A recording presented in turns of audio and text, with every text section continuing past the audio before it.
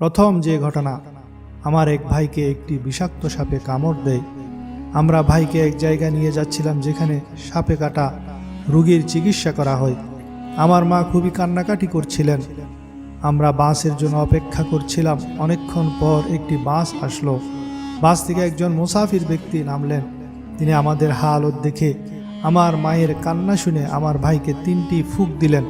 সাথে সাথে আমার ভাই সুস্থ হয়ে গেলেন। দ্বিতীয় ঘটনা হলো, আমাদের এই মসজিদ নির্মাণের সময় আমরা আজানের মিনার তৈরি করছিলাম ডান দিকে, আর বামে কুয়া খনন করছিলাম। আজানের মিনারের জন্য উত্তম হলো মিনার বাম দিকে হবে, অর্থাৎ মসজিদের বাম পাশে মুয়াজ্জিন আজান দিবে। তখন একজন বুজুর্গ লোক এসে আমাকে বললেন, আমি তোমাকে একটি জায়গা দেখিয়ে দিচ্ছি, তুমি এখানে খনন করতে বলো। এই জায়গা থেকে মিষ্টি পানি বের হবে। আর মসজিদের বামে আজানখানা তৈরি করো, কেননা আজানখানা সবসময় মসজিদের বাম পাশে হয়। 5 ওয়াক্ত আজানের সুন্নত তরিকা হলো ইমামের মেহরাবের বাম পাশে দাঁড়িয়ে আজান দিবে। আমি সেই বুজুর্গের পরামর্শ মোতাবেক কুয়া খনন করলাম। সেখান থেকে খুবই মিষ্টি সুস্বাদু পানি বের হলো। সে বুজুর্গকে আমি দেখছিলাম, ওনার পরামর্শ নিয়ে কুয়া খনন করালাম। উনি যখন চলে যেতে লাগলেন, আমি ছাত্রদেরকে বললাম, ওই বুজুর্গকে ডেকে আনো, ওনাকে চা পান করাতে হবে। কিন্তু ছাত্ররা বলতে লাগলো, হুজুর আমরা তো কাউকে দেখতে পাচ্ছি না। তারা চিন্তা করলো আমার উপর কোনো জিনের আসর হয়েছে।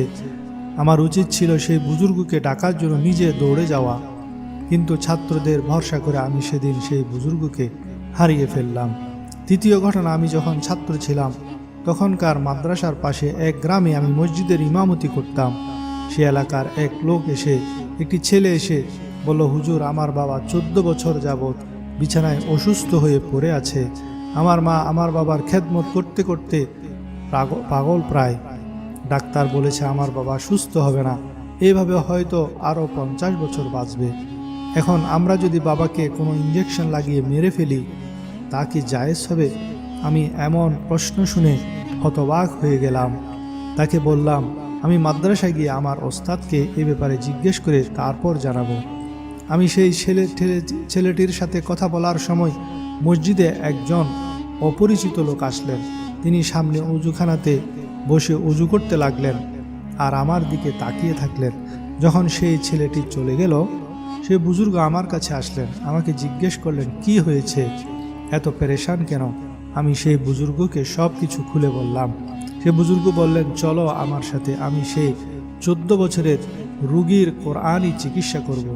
তবে শর্ত হলো, আমি যখন তার চিকিৎসা করব, সে ঘরের কেহ কথা বলতে পারবে না, কেহ কিছু খেতে পারবে না।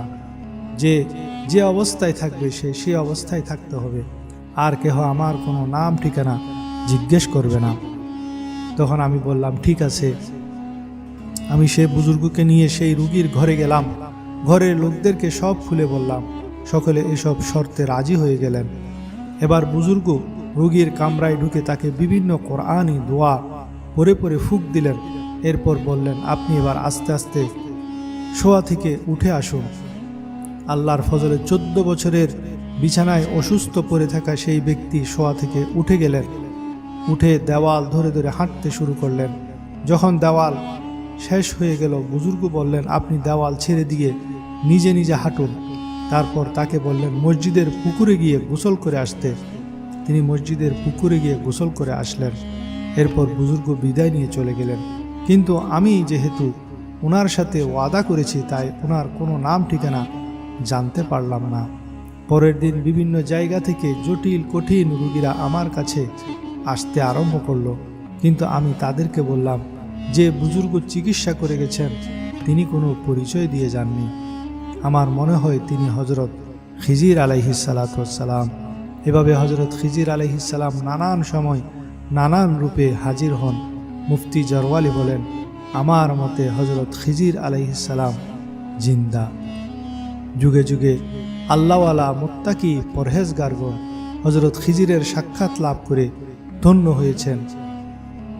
আমরা যদি পরহেজগারিতা অবলম্বন করতে পারি, তাহলে আমাদেরও হয়তো হজরত খিজিরের দিদার নসিব হবে।